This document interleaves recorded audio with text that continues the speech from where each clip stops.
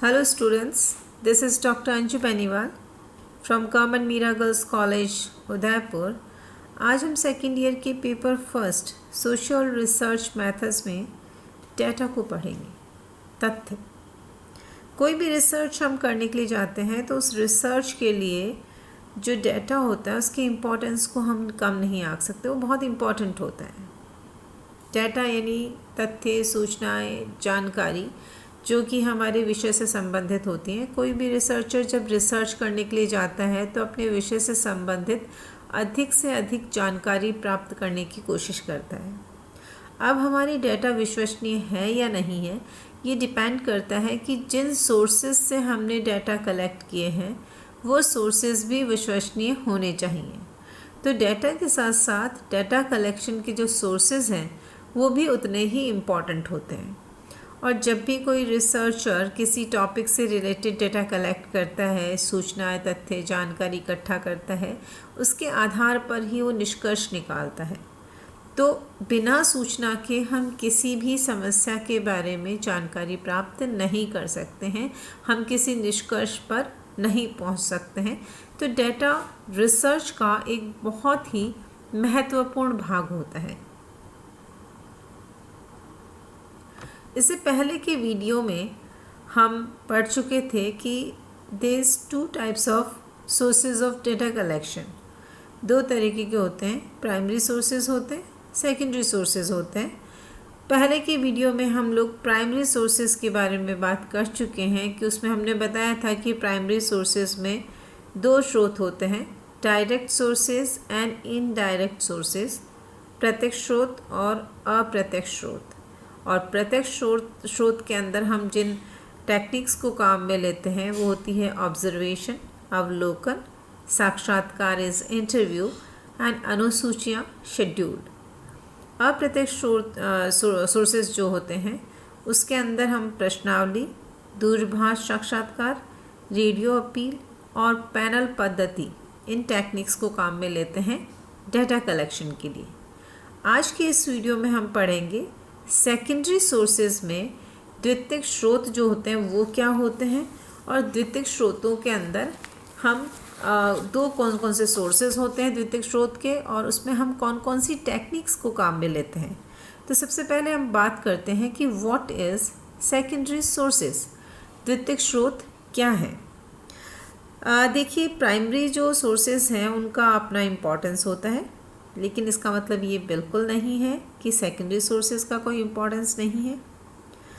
अनुसंधानकर्ता केवल प्राइमरी जो सोर्सेज हैं उसके आधार पर ही अपनी जो जितना भी रिसर्च है उसके लिए जो सामग्री कलेक्ट करता है, उसके लिए जो जानकारी इकट्ठा करता है, उसके लिए सिर्फ प्राइमरी सोर्सेज पर ही डिपेंड नहीं रह सकता, उस पर निर्भर नहीं रह सकता।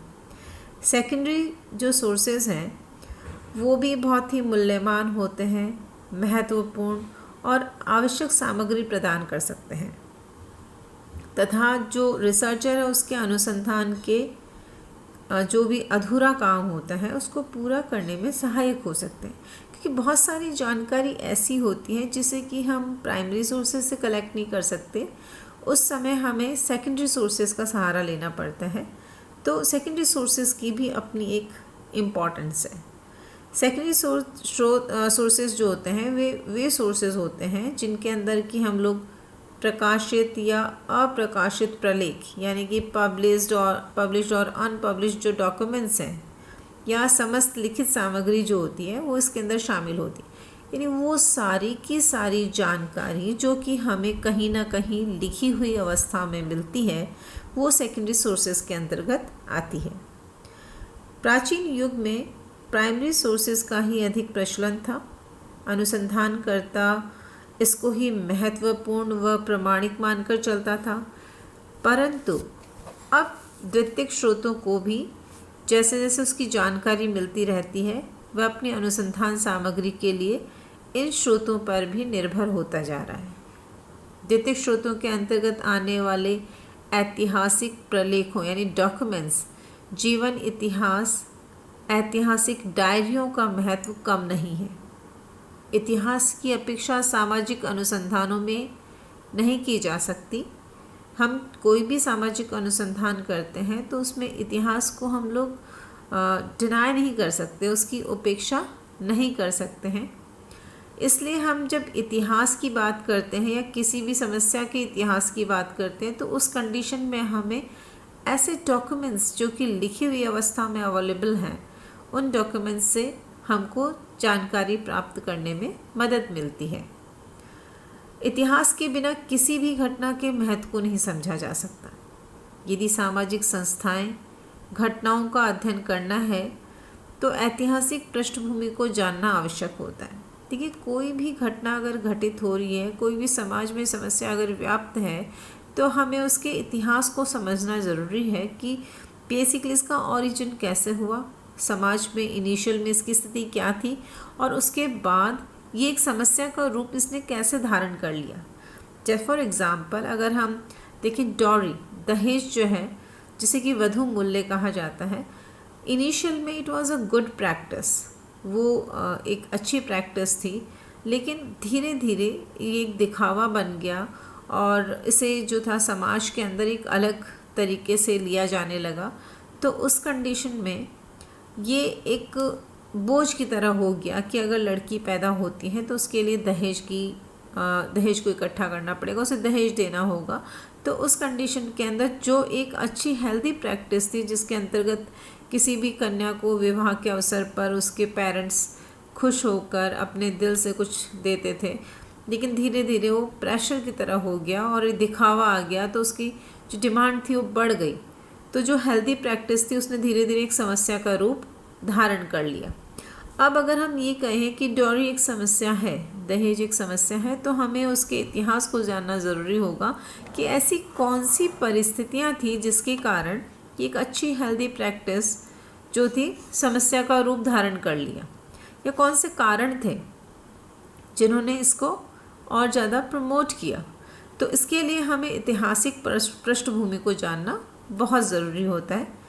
द्वितीयक स्रोतों को हम दो भागों में विभाजित कर सकते हैं, व्यक्तिगत प्रलेख दैट इज़ पर्सनल डॉक्यूमेंट्स और दूसरा सार्वजनिक प्रलेख दैट इज़ पब्लिक डॉक्यूमेंट्स। अब अगर हम सबसे पहले बात करें व्यक्तिगत प्रलेखों की, पर्सनल डॉक्यूमेंट्स की, तो व्यक्तिगत प्रलेख क्या होते हैं? व्यक्तिगत प्रलेख वह लिखित सामग्री है जिसमें एक व्यक्ति द्वारा अपने स्वयं के बारे में या सामाजिक, राजनीतिक, आर्थिक व सांस्कृतिक घटनाओं के बारे में वर्णन अपने दृष्टिकोण से किया हो।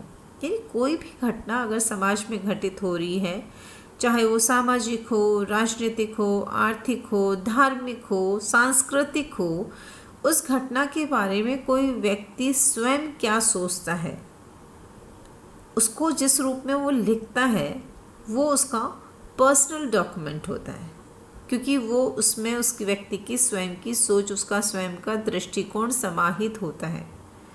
व्यक्तिगत प्रलेखों में सामान्यतः लेखक स्वयं के विचार, मनोवृत्तियाँ, आवेग, भावनाओं एवं दृष्टिकोण का समावेश करता है कि किस तरह की परिस्थितियों के अंदर वो व्यक्ति क्या सोचता है, उसके किस तरह के विचार उत्पन्न होते हैं, उन सब चीज़ों को वो लिख देता है, एक कागज़ पे लिख देता है, अपने विचारों को, अपने आवेगों को, अपनी भावनाओं को, अपनी सोच को।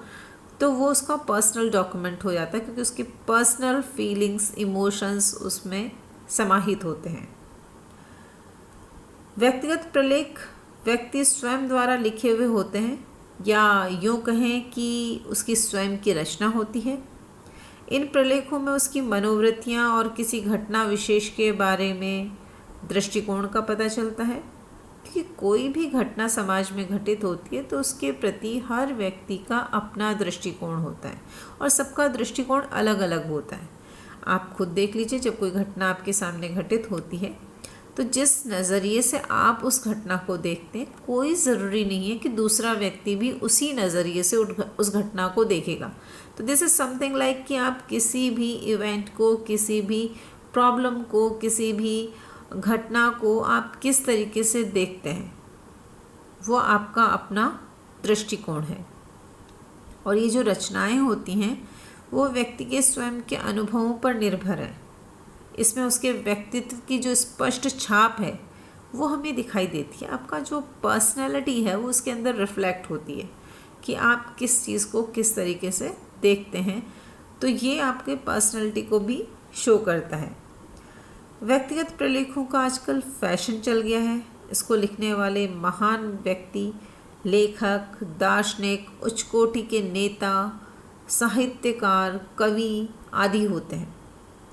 इन प्रलेखों में विस्तृत सामग्री मिल जाती है जिससे कि अनुसंधानकर्ता को ये सुविधा और स्वतंत्रता रहती है कि उसको जितनी सामग्री अर्थपूर्ण और उपयोगी लगती है वो उसको इकट्ठा कर सकता है।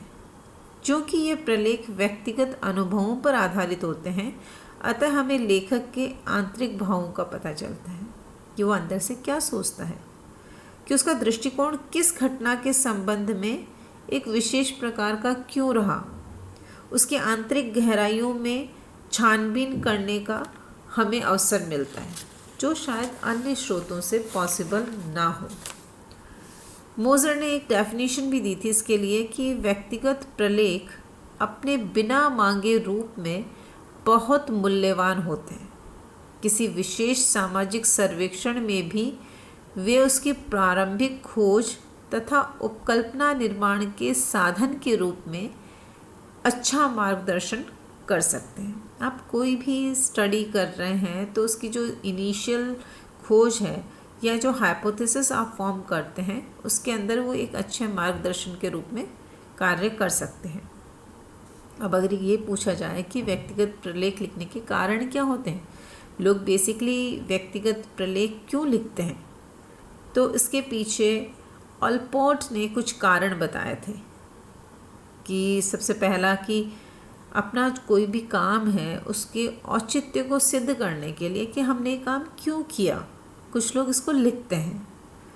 अपने दोष बुराइयों को स्वीकार करने के लिए, क्योंकि जो बातें आप लोगों को नहीं बता सकते उसे आप लिख देते हैं, आप अच्छा फील करते हैं कि आपने उसे कहीं नोट डाउन कर दिया, आपने उसे स्वीकार कर लिया। अपने जो व्यक्तिगत अनुभव हैं उनको जब आप साहित्यिक रूप देकर खुश होते हैं, कई बार आपके जो कहीं आप घूमने जाते हैं उन एक्सपीरियंसेस को आप कहीं लिख देते हैं तो आपको अच्छा लगता है कि आपने जो कुछ भी वहाँ अनुभव किया उसे आपने कागज़ पे उतार दिया। अपने मानसिक तनावों और संघर्षों से छुटकारा पाने के लिए भी कई बार बहुत चीज़ें ऐसी होती हैं कि जो आपको परेशान करती हैं। आपके जीवन में कोई घटना ऐसी घटित हो जाती है जो आपको परेशान करती है, लेकिन आप उसे किसी के साथ शेयर नहीं कर सकते। तो उन जो तनाव होता है, जो स्ट्रेस होता है, जो टेंशन्स होते हैं, जो कॉन्फ्लिक्ट्स होते हैं आपके, उनसे छुटकारा पाने के लिए भी आप वो चीज़ें लिख देते हैं।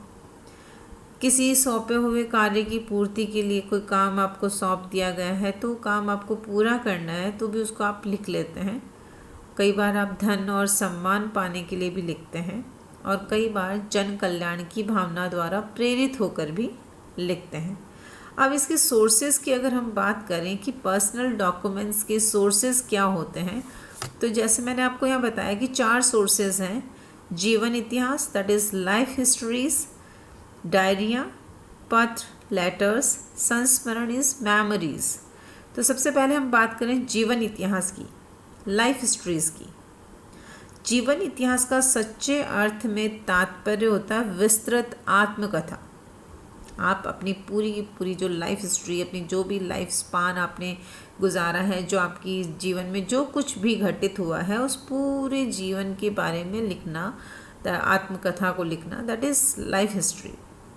सामान्य अर्थ में इसका प्रयोग ढीले ढाले तौर पर होता है तथा किसी भी जीवन संबंधी सामग्री के लिए इसका उपयोग किया जा सकता है। महान पुरुषों द्वारा लिखी गई आत्मकथाओं में केवल व्यक्तिगत जीवन की झांकी नहीं मिलती, बल्कि समाज के विभिन्न जो संबंधित महत्वपूर्ण घटनाएं हैं उनका वर्णन भी देखने को मिलता है।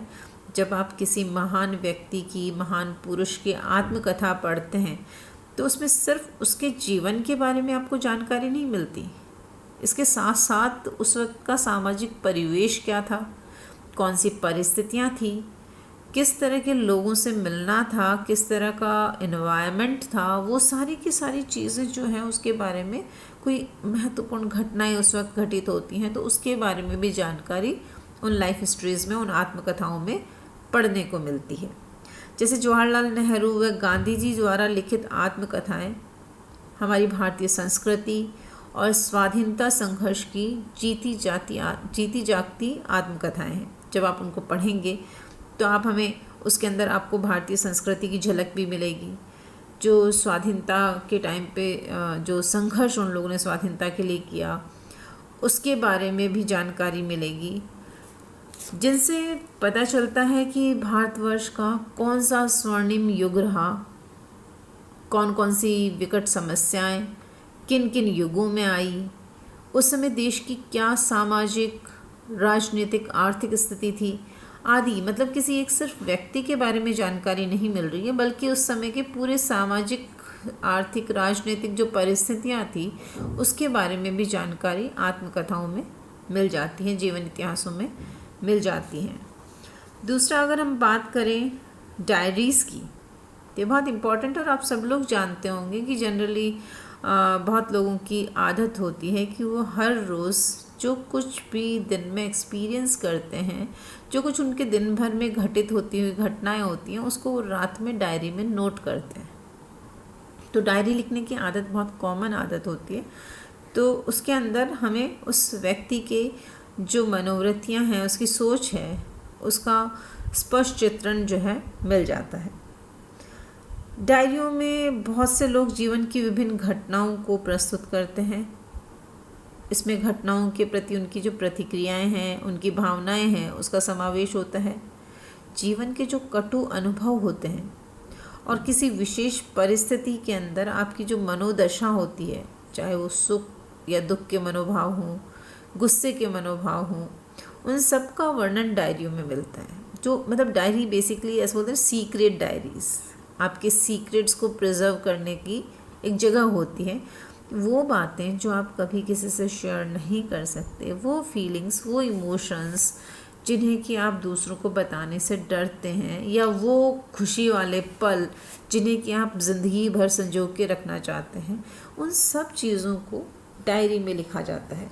इसमें गोपनीय से गोपनीय बातों का भी जिक्र मिल जाता है। जैसे मैंने कहा कि बहुत सारी बातें ऐसी होती हैं जिन्हें कि आप सबके साथ शेयर नहीं कर सकते, तो ये सीक्रेट, आपके सीक्रेट्स को रखने का एक ज़रिया होता है डायरियाँ। तो इस अर्थ में डायरी जो होती है वो आत्मकथा की अपेक्षा अधिक विश्वसनीय होती हैं, हम उस पर ज़्यादा विश्वास कर सकते हैं। डायरियाँ सबसे अधिक रहस्य का उद्घाटन करने वाली होती हैं। जो चीज़ें किसी को भी नहीं पता होती वो हमें डायरी से पता चल जाती हैं। ये डायरियाँ लेखक के अनुभव तथा क्रियाओं का निष्पक्ष एवं स्पष्ट रूप से वर्णन करती है। जो भी लेखक होता है उसके जो एक्सपीरियंसेस होते हैं, उसके जो एक्शंस होते हैं, किसी किसी मोमेंट के अंदर उसने क्या सोचा, किस तरह से किसी घटना ने उसे प्रभावित किया, उसकी मानसिक दशा जो थी वो उस वक्त कैसी रही, उसके रिएक्शंस क्या रहे, उसकी लाइफ में क्या क्या चीज़ें थी जिन्होंने उसे प्रभावित किया, कौन से ऐसे खुशी के पल थे और कौन से ऐसे दुख के पल थे, उन सब चीज़ों के बारे में जानकारी इसके अंदर मिल जाती है। लेकिन फिर भी डायरियों में कुछ दोष भी होते हैं, तो हमें वो चीज़ भी पता होनी चाहिए कि डायरियों में क्या दोष पाए जाते हैं।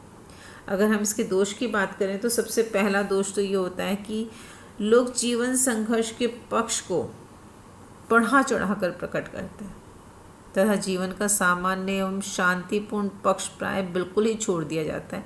जनरली हम डायरी में वो चीज़ें, वो बातें ज़्यादा लिखते हैं जो कि हमें परेशान करती हैं, जो कि हमें दुखी करती हैं। हम जनरली जो हैप्पी मोमेंट्स होते हैं उनको भूल जाते हैं, उनको डायरी में नहीं लिखते। तो और कई बार हम अपने संघर्ष का जो पक्ष होता है उसको बहुत बढ़ा चढ़ा कर लिखते हैं, because it depends person to person, it varies person to person कि किसी भी घटना को देखने का नज़रिया क्या है। कई बार एक बहुत छोटी सी घटना घटित होती है जिसे कि कोई एक व्यक्ति बहुत सीरियस ले लेता है, और कई बार एक बहुत बड़ी घटना होती है जिसको कि व्यक्ति इतना सीरियस नहीं लेता। तो ये डिपेंड करता है कि व्यक्ति जो है वो किसी भी घटना को किस प्रकार से लेता है, उसके आधार पर ही वो अपने जो इमोशंस हैं उनको प्रकट करता है। कई बार इसका स्पष्ट वर्णन नहीं मिलता क्योंकि लेखक कई बार सांकेतिक भाषा में सिर्फ स्वयं को समझने के लिए लिख देता है। डायरी में वो कुछ इस तरह की लैंग्वेज यूज़ करता है जो कि सिर्फ उसको समझ में आए, दूसरे को समझ में ना आए, क्योंकि एक ये भी डर रहता है कि कहीं मेरे सीक्रेट्स किसी को पता नहीं चल जाए। तो उस कंडीशन में वो सांकेतिक भाषा का उपयोग करता है जो कि समझ में नहीं आती है। तो ये भी एक इसका दोष रहता है। एक दोष इसमें रहता है कि घटनाओं में क्रमबद्धता नहीं रहती। कई बार वो डायरी लिखने से चूक भी जाता है, रेगुलरिटी नहीं रहती है और महीनों तक ही नहीं लिखता, या फिर कोई बीमारी आ जाती है, घर में कुछ समस्याएं आ जाती हैं, या किसी दूसरे कार्य में वो व्यस्त हो जाता है, तो उस कंडीशन के अंदर वो डायरी नहीं लिखता है। तो एक रेगुलरिटी जो होती है, क्रमबद्धता जो होती है, वो हमको उसमें नहीं मिलती है। तो ये भी एक इसका दोष है बेसिकली। और कभी कभी इसमें आर्टिफिशियलिटी भी आ जाती है, क्योंकि डायरी लेखक सचेत रहते हैं कि एक दिन उनकी डायरी प्रकाशित हो सकती है या कोई उनकी डायरी को पढ़ भी सकता है। तो उस कंडीशन के अंदर वो इतनी निष्पक्षता से नहीं लिखता, कुछ बातें छुपा जाता है, कुछ बातों को वो इतने क्लियरली मेंशन नहीं करता है। तो ये भी एक प्रॉब्लम रहती है इसके अंदर। अब तीसरा अगर हम बात करें पत्र, लेटर्स की, चूँकि एक जो तरीका होता है पर्सनल डॉक्यूमेंट्स के अंदर अपनी फीलिंग्स को लिखने का, वो लेटर्स भी होते हैं। तो लेटर्स जो होते हैं वो व्यक्तिगत होते हैं, अतः इनके माध्यम से लेखक के वास्तविक विचारों, उसके दृष्टिकोणों, उसकी भावनाओं का पता चलता है। जब भी आप लेटर लिखते हैं तो उस लेटर के अंदर आपकी फीलिंग्स होती हैं, आपकी इमोशंस होते हैं, आपकी सोच होती है। तो सामाजिक जीवन जैसे कि विवाह, प्रेम, तलाक, इस पर जो लिखे हुए पत्र होते हैं वो वास्तविकता का चित्रण करते हैं। राजनीतिज्ञों द्वारा लिखे गए गुप्त पत्र देश की विदेश नीति का रहस्योद्घाटन करते हैं। अगर किसी राष्ट्राध्यक्ष ने पत्र लिखा है तो उनके पत्रों से पता चलता है कि देशों के आपसी संबंध कैसे रहे होंगे, मधुर थे या कटु थे। पत्र शिक्षा व प्रशिक्षण के भी अच्छे साधन हैं, जैसे कि नेहरू जी द्वारा इंदिरा जी को लिखे गए पत्र। लेकिन ये सब अच्छे इसके मेरिट्स हैं पत्र के, जैसे कि हमें बहुत सारी जानकारियाँ जो है प्राप्त हो जाती हैं। इसमें पर्सनल जो इंफॉर्मेशन है वो मिल जाती है। किसी पॉलिटिशियन ने कोई लेटर लिखा है तो उस समय उस देश के अंदर क्या स्थिति रही होगी उसका पता चल जाता है। तो हर तरह की जो अलग अलग लेटर्स होते हैं उनसे अलग अलग इन्फॉर्मेशन हमको मिलती है। लेकिन इसके भी कुछ दोष होते हैं, जैसे कि ये गोपनीय होते हैं, सीक्रेट होते हैं, तो आसानी से मिल नहीं पाते। लेटर्स को प्राप्त करना थोड़ा सा मुश्किल काम होता है। दूसरा, इसमें घटनाओं का कोई क्रमिक रिकॉर्ड नहीं मिलता है। जो भी रिकॉर्ड मिलेगा, क्योंकि हमेशा तो लेटर लिखे नहीं जाते और हमेशा उन लेटर्स के अंदर कोई सीरियली तरीके से कुछ अरेंज्ड फॉर्म के अंदर कोई बात हो, वो भी ज़रूरी नहीं है। और कई बार हमें महत्वपूर्ण तथा अनुसंधान से संबंधित पत्र जो होते हैं वो प्राप्त ही नहीं हो पाते, क्योंकि कई तो गुम हो जाते हैं या कुछ बिल्कुल ही फटी हुई हालत में होते हैं जिन्हें कि पढ़ा भी नहीं जा सकता। और कई बार ये होता है कि व्यक्ति भावनाओं में बहकर बहुत कुछ लिख जाता है और बाद में रियलाइज़ होता है कि उसने सही नहीं लिखा। तो जो क्षणिक भावनाओं पर आधारित ऐसे पत्र जो होते हैं वो तथ्यों का उद्घाटन नहीं करते। किसी भी एक अच्छी सी जो जानकारी होती है, सही जानकारी जो होती है, वो हमें उससे नहीं मिल सकती, क्योंकि वो भावनाओं में, आवेश में आकर लिखे गए होते हैं। उसमें रियलिटी जो होती है मिसिंग होती है। उसके बाद अगर हम बात करें संस्मरण की, मेमोरीज़ की, कई बार लोगों द्वारा जीवन की घटनाओं, विभिन्न यात्राओं तथा महत्वपूर्ण परिस्थितियों के संस्मरण अनुसंधानकर्ता को महत्वपूर्ण सामग्री प्रदान करते हैं। हमारी जो मेमोरीज़ होती हैं, चाहे कोई हम यात्रा करने गए हैं या किसी विशेष परिस्थिति के अंदर हमने किस तरह से अपने आप को संभाला है, वो मेमोरीज़ जो होती हैं वो रिसर्चर को एक अच्छा डेटा जो होती है प्रोवाइड करता है। संस्मरण किसी देश व समाज की आर्थिक, सांस्कृतिक एवं शैक्षणिक परिस्थितियों के बारे में वास्तविक चित्रण प्रस्तुत करते हैं। प्राचीन काल में यात्रा वर्णनों, तथ्य संस्मरणों ने ऐतिहासिक महत्व की सामग्री प्रदान की है। अगर हम जो पुराने जो लोग रहे जिन्होंने कि कहीं की यात्रा की, जैसे कि ह्वेनसांग थे, फायान था, उन्होंने अपने जो वर्णन थे उसके अंदर भारतीय सभ्यता और संस्कृति के बारे में महत्वपूर्ण जानकारी प्राप्त होती है। इस प्रकार के विवरणों से हमें रीति रिवाजों, रहन सहन, धर्म, वंश, भाषा, राजनीतिक परिस्थितियों, सामाजिक वातावरण, इन सब के बारे में उपयोगी सामग्री प्राप्त होती है। यानी किस तरह का वहाँ के लोगों का रहन सहन था, क्या धर्म का स्वरूप था, किस तरह की भाषा उपयोग में लाई जाती थी, कौन सी राजनीतिक परिस्थितियाँ थी, सामाजिक वातावरण किस प्रकार का था। ये जब हम संस्मरणों को पढ़ते हैं तो हमें इन सब के बारे में जानकारी प्राप्त हो जाती है। आजकल बड़े बड़े राष्ट्र नेताओं के संस्मरण जैसे कि चर्चिल, नेहरू, इंदिरा गांधी, ये बहुत ही महत्वपूर्ण माने जाते हैं। आप चूँकि संस्मरण बहुत इम्पॉर्टेंट है, मेमोरीज जो मेमोरी बेस्ड जो रिकॉर्ड्स होते हैं वो बहुत इम्पॉर्टेंट होते हैं। वो हमें बहुत सारी चीज़ों की जानकारी प्रदान करते हैं, लेकिन फिर भी उसके भी कुछ दोष होते हैं। जैसे इसके दोष की अगर हम बात करें तो संस्मरण अधिकांशतः व्यक्ति प्रधान होते हैं, क्योंकि वो पर्सनल होते हैं, किसी एक व्यक्ति की खुद की सोच होती है, तो ये व्यक्ति प्रधान होते हैं। कई बार घटनाओं का वर्णन बढ़ा चढ़ा कर किया जाता है। जो भी व्यक्ति घटना का वर्णन करता है ये डिपेंड करता है कि वो व्यक्ति उस घटना को किस तरीके से लेता है। तो कई बार वो घटना का बढ़ा चढ़ा कर वर्णन भी इसमें कर सकता है। वही चीज़ सेम इसमें भी है कि घटनाओं का कोई क्रम नहीं रहता है और साधारण भाषा की दृष्टि से सुंदर रूप में प्रस्तुत किए जाने का प्रयत्न रहता है। हमेशा से ये रहता है कि संस्मरण के अंदर की जो भी बात है उसको बहुत ही रिफाइंड फॉर्म के अंदर लिखा जाए ताकि लोगों को ठीक लगे। तो उस कंडीशन के अंदर भी जो ओरिजिनलिटी होती है वो मिसिंग हो जाती है। अब हम अगर व्यक्तिगत प्रलेखों के महत्व की बात करें तो सामाजिक अनुसंधान के अंदर व्यक्तिगत प्रलेखों का काफ़ी महत्व है। प्रलेखों के माध्यम से भावनाओं, आवेगों, दृष्टिकोणों का स्पष्ट रूप से पता चलता है।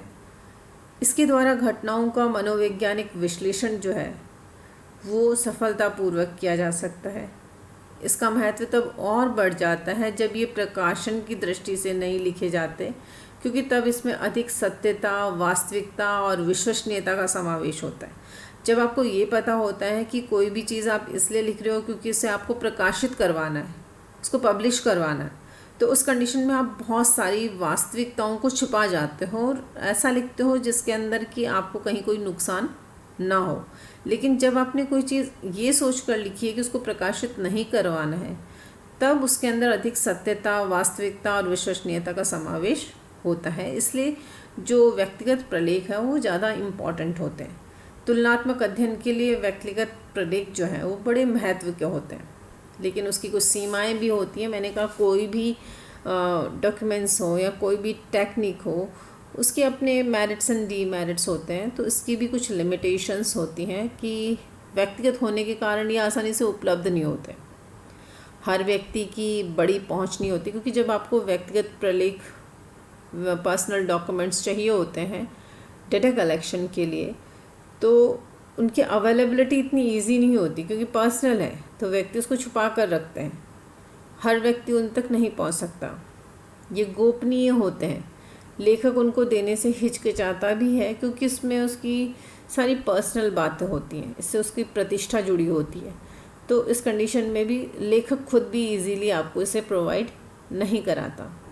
और कई बार प्रलेखों में घटनाओं को क्रमबद्ध रूप में नहीं लिखा जाता, क्योंकि लेखक की अपनी सीमाएं होती हैं, अतः हमें पता ही नहीं चल पाता कि ये बातें किस संदर्भ में लिखी हैं। जैसे 10 दिन का, 15 दिन का बीच में ब्रेक हो गया और उसके बाद उसने कोई घटना का वर्णन किया, तो हमें पता ही नहीं चल पाता कि वो घटना जो है वो किससे संबंधित थी, क्योंकि क्रमबद्धता का अभाव होता है। तो ये इसके अंदर सारे के सारी जो इसके डीमेरिट्स हैं वो हैं पर्सनल डॉक्यूमेंट्स के। अब अगर हम बात करें दूसरा द्वितीयक सोर्सेज के सेकंड जो पार्ट है दैट इज़ पब्लिक डॉक्यूमेंट्स, सार्वजनिक प्रलेख। तो सबसे पहले हमें ये जानना ज़रूरी है कि पब्लिक डॉक्यूमेंट्स होते क्या हैं। सार्वजनिक प्रलेख उन्हें कहते हैं जिन्हें कोई सरकारी या गैर सरकारी संस्था तैयार करती है, क्योंकि ये पब्लिक डॉक्यूमेंट्स हैं, पब्लिक के लिए अवेलेबल हैं, सार्वजनिक हैं। तो इसमें हम उन डॉक्यूमेंट्स को रखते हैं जो कि सरकारी या गैर सरकारी संस्था के द्वारा तैयार किए जाते हैं। इन्हें प्रकाशित या अप्रकाशित रूप में जनता के लाभ के लिए उपलब्ध कराया जाता है, मतलब हर कोई उसको देख सकता है, पढ़ सकता है। देश में विभिन्न प्रकार के आयोजन व कार्यक्रम रखे जाते हैं, उनका फिर रिकॉर्ड सरकार अपने पास रखती है। योजनाएं जैसे परिवार नियोजन, प्रौढ़ शिक्षा, तकनीकी प्रगति, औद्योगिक विकास आदि के संबंध में कई कार्यक्रम जो है वो समय समय पर होते रहते हैं। कोई भी प्रोग्राम जो गवर्नमेंट करती है उस प्रोग्राम की सारी डिटेल जो है वो एक डॉक्यूमेंट के रूप में अवेलेबल होती है। तो इनके संबंध में जो आंकड़े, सूचनाएं जो हैं वो सुरक्षित रखी जाती हैं। कुछ अर्ध या गैर सरकारी संस्थाएं भी अलग से अपने आंकड़े और सूचनाएं रखती है। अब इन जो पब्लिक डॉक्यूमेंट्स हैं उनको भी हमने दो पार्ट्स में डिवाइड किया, एक तो प्रकाशित प्रलेख और दूसरा अप्रकाशित प्रलेख, यानी पब्लिश्ड डॉक्यूमेंट्स और अनपब्लिश्ड डॉक्यूमेंट्स। नाम से ही पता चल रहा है, पब्लिश्ड डॉक्यूमेंट्स यानी कि वो डॉक्यूमेंट्स जो कि प्रकाशित किए जाते हैं और जो आम जनता द्वारा प्रयोग किया जा सकते हैं, यानी आम लोग जो है इनको काम में ले सकते हैं। ये सार्वजनिक स्थानों जैसे कि जो लाइब्रेरीज़ हैं स्कूल और कॉलेज की, उनके अंदर आपको अवेलेबल होंगे।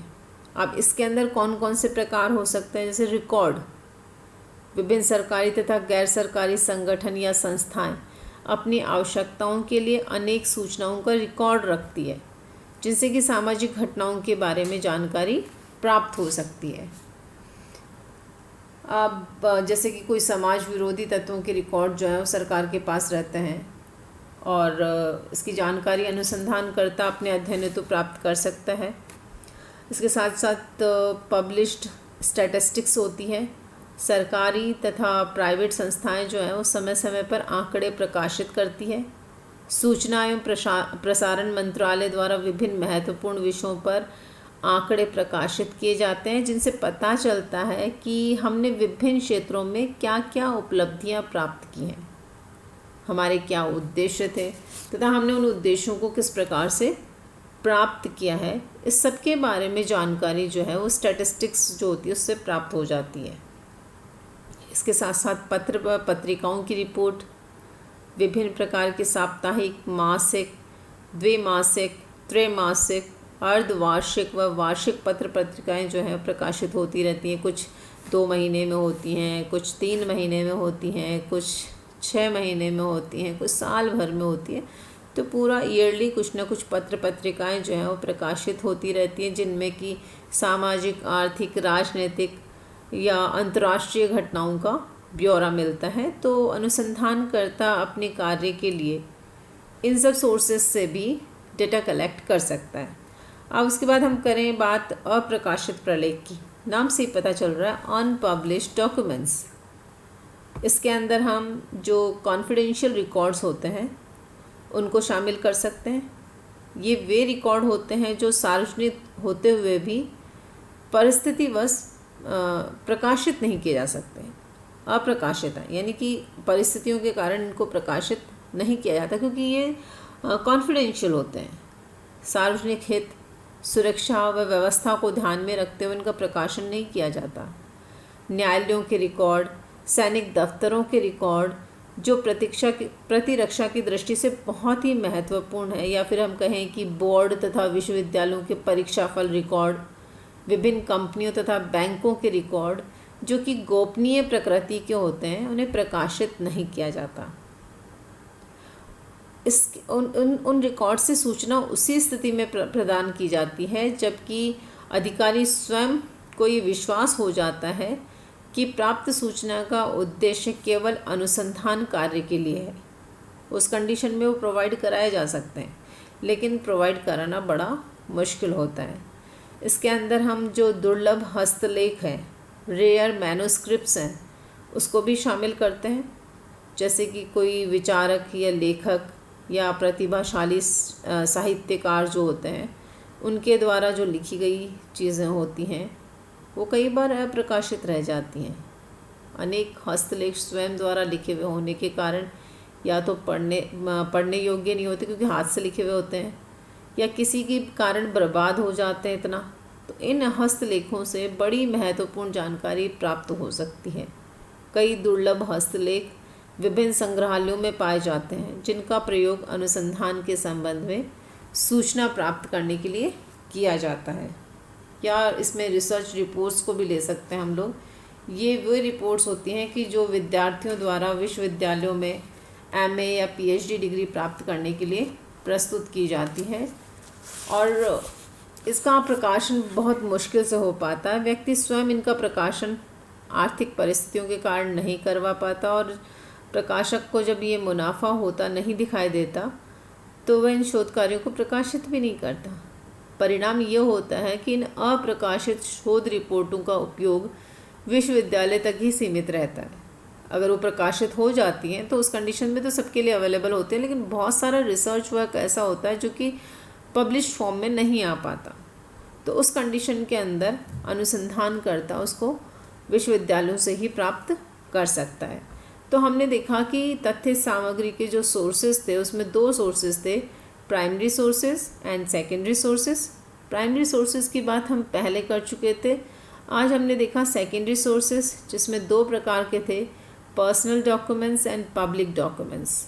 और पर्सनल डॉक्यूमेंट्स के अंदर हम जिन डॉक्यूमेंट्स को लिए थे वो थे जीवन इतिहास, डायरीज, पत्र, संस्मरण, क्योंकि ये पर्सनल डॉक्यूमेंट्स थे। जो पब्लिक डॉक्यूमेंट्स जो कि सबके लिए अवेलेबल थे, उसमें हमने दो टाइप्स की स्टडी की, प्रकाशित प्रलेख और अप्रकाशित प्रलेख। यानी वो डॉक्यूमेंट्स जो कि पब्लिश्ड हुए और वो डॉक्यूमेंट्स जो कि पब्लिश्ड नहीं हुए, लेकिन दोनों ही प्रकार के डॉक्यूमेंट्स हमारी रिसर्च के अंदर हमें हेल्प करते हैं। अब हम बात करते हैं द्वितीयक स्रोतों के गुणों की, कि कौन कौन से मेरिट्स जो हैं वो सेकेंडरी सोर्सेज के अंदर पाए जाते हैं। जैसे कि हमने प्राइमरी सोर्सेज के भी मेरिट्स और डीमेरिट्स की स्टडी की थी, वैसे ही हम देखते हैं कि सेकेंडरी सोर्सेज के भी कुछ मेरिट्स एंड डीमेरिट्स होते हैं। तो अगर हम इसके मेरिट्स की बात करें तो सबसे पहला इसका मेरिट या गुण है कि भूतकालीन एवं ऐतिहासिक महत्व के तथ्य द्वितीयक स्रोतों से ही प्राप्त हो सकते हैं, ना कि प्राथमिक स्रोतों से। अगर हमें कोई पास्ट की जानकारी प्राप्त करनी है या कोई हिस्टोरिकल हमको कोई घटना है उसके बारे में जानकारी प्राप्त करनी है जो कि पहले बीत चुका है, हम प्रेजेंट की बात नहीं कर रहे, हम पास्ट की बात कर रहे हैं, तो जो घटनाएं पहले हो चुकी हैं, बीत चुकी हैं, उनके बारे में अगर हमें जानकारी प्राप्त करनी है तो उसके लिए हमें सेकेंडरी सोर्सेज को ही काम में लेना होगा, ना कि प्राइमरी सोर्सेज को। दूसरा, जो व्यक्तिगत डायरियाँ और संस्मरण होते हैं उससे हमें व्यक्ति के मनोभाव, उसकी प्रकृति, उसकी आंतरिक गहराइयों का पता चलता है। अतः मनोवैज्ञानिक विश्लेषण के लिए हमें जो सोर्सेज हैं वो सेकेंडरी सोर्सेज से ही काम में हमें जानकारी प्राप्त हो सकती है, और इनसे प्राप्त सामग्री बहुत ही महत्वपूर्ण होती है। अगर हमें मनोवैज्ञानिक विश्लेषण करना है तो हम कह सकते हैं कि मनोवैज्ञानिक विश्लेषण के लिए भी सेकेंडरी सोर्सेज जो होते हैं वो बहुत ही सहायक होते हैं। और सेकेंडरी सोर्सेज के अंदर अगर हम बात करें डायरीज़ की, मेमोरीज़ की, तो जो कि बेस्ड होती हैं किसी भी व्यक्ति की मनोवृत्ति से, उसकी प्रकृति से, उसकी सोच से, तो अगर हमें मनोवैज्ञानिक विश्लेषण करना है तो सेकेंडरी सोर्सेज जो है सबसे अप्रोप्रिएट सोर्सेज होते हैं। तीसरा, जो सूचना साधारणतः किसी अध्ययनकर्ता को नहीं मिल सकती वह सरकारी रिकॉर्ड द्वारा आसानी से प्राप्त हो जाती है। कुछ सूचनाएं ऐसी होती हैं जो कि रिसर्चर को इजीली नहीं मिलती हैं, तो वो सूचनाएं सरकारी रिकॉर्ड से आराम से प्राप्त हो जाती हैं। आत्मकथाओं से प्राप्त सूचना विश्वसनीय व लाभप्रद होती है। जो आत्मकथाएं होती हैं, लाइफ हिस्ट्रीज़ होती हैं, उससे जो सूचनाएं हमें प्राप्त होती हैं वो ज़्यादा विश्वसनीय और लाभप्रद होती हैं, क्योंकि इसके अंतर्गत विविध सामाजिक, राजनीतिक, आर्थिक, सांस्कृतिक पक्षों का वर्णन निष्पक्ष दृष्टि से किया जाता है। कोई भी व्यक्ति जो भी घटनाएं घटित हो रही हैं, चाहे वो सामाजिक हैं, राजनीतिक हैं, आर्थिक हैं, उस जो भी पक्ष उस घटना को प्रभावित कर रहे हैं, उनका निष्पक्ष दृष्टि से वर्णन उसके अंदर किया जाता है। लास्ट वन इज़ कि इन स्रोतों से प्राप्त सामग्री के फलस्वरूप समय और धन की बचत होती है, इसलिए ये कम खर्चीली होती हैं, लेस एक्सपेंसिव होती हैं। अब इसके मेरिट्स के बाद हम बात करते हैं टी मेरिट्स की। T merits of secondary sources. जैसा मैंने आपको बताया कि गुण के साथ साथ दोष भी पाए जाते हैं, तो अगर हम इसके दोषों की बात करें तो सबसे पहला दोष है व्यक्तिगत प्रलेखों द्वारा प्राप्त सामग्री व्यक्तित्व के बारे में विस्तृत जानकारी देती है, ना कि विशेष रूप से सामाजिक घटनाओं की। यानी इसमें हमें किसी एक व्यक्ति के व्यक्तित्व के बारे में तो बहुत विस्तृत जानकारी मिल जाएगी, लेकिन सामाजिक घटनाओं की विस्तृत जानकारी इसमें प्राप्त नहीं होती है। दूसरा होता है कि निंदा व आलोचना के भय से लेखक जो क्या सत्य की का उद्घाटन जो होता है वो अपनी आत्मकथाओं व पत्रों में नहीं करता, अतः इसमें वास्तविकता का पता लगाना मुश्किल होता है। कई बार वो डरता है कि जो चीज़ें वो लिख रहा है वो कहीं पब्लिक नहीं हो जाए, तो उस कंडीशन के अंदर वो बहुत सारी चीज़ों को छुपा जाता है, तो इससे वास्तविकता का पता लगाना थोड़ा मुश्किल होता है। और कई बार व्यक्तिगत प्रलेखों के अंदर बातें बढ़ा चढ़ाकर लिखी जाती हैं जो कि निष्पक्ष एवं विश्वसनीय नहीं हो सकती। अक्सर घटनाओं का जिक्र जो होता है वो क्रमहीन होता है, अतः वे विशेष उपयोगी भी नहीं हो सकती हैं। सारी की सारी जानकारी हमें उससे प्राप्त नहीं हो सकती और वो हमारे लिए ज़्यादा यूज़फुल भी नहीं होती हैं। सरकारी आंकड़ों पर विश्वास नहीं किया जा सकता क्योंकि कई बार आंकड़े व वास्तविकताओं के बीच में मेल नहीं खाता। सरकार कई बार योजनाएं बनाती है, वो पेपर में अलग होती हैं, उसके जो रिजल्ट्स होते हैं वो पेपर में अलग होते हैं, लेकिन वास्तविकता से उसका मेल नहीं होता, तो हम सरकारी आंकड़ों पर भी ज़्यादा विश्वास नहीं कर सकते। और कई गोपनीय रिकॉर्ड जो हैं वो उपलब्ध नहीं हो पाते, अतः अभीष्ट जानकारी मिलना दुर्लभ हो जाती है। बहुत सारे गोपनीय रिकॉर्ड तो ऐसे होते हैं, जो पर्सनल रिकॉर्ड्स ऐसे होते हैं जो कि हमें मिल ही नहीं पाते हैं, तो उस कंडीशन के अंदर जो हमें जानकारी चाहिए वो मिलना मुश्किल होता है। तो इस प्रकार से हमने देखा कि सेकेंडरी सोर्सेज कौन कौन से हैं, फिर सेकेंडरी सोर्सेज के मेरिट्स क्या हैं, सेकेंडरी सोर्सेज के डीमेरिट्स क्या हैं।